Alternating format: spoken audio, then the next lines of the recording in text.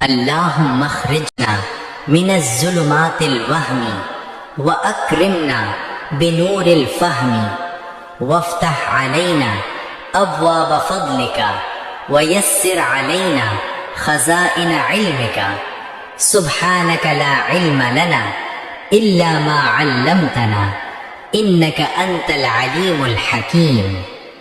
امتحان سے پہلی جمعرات کی رات یعنی شب جمعہ کو بعد نماز عشاء سونے سے پہلے 2 رکعت نماز پڑھنی ہے۔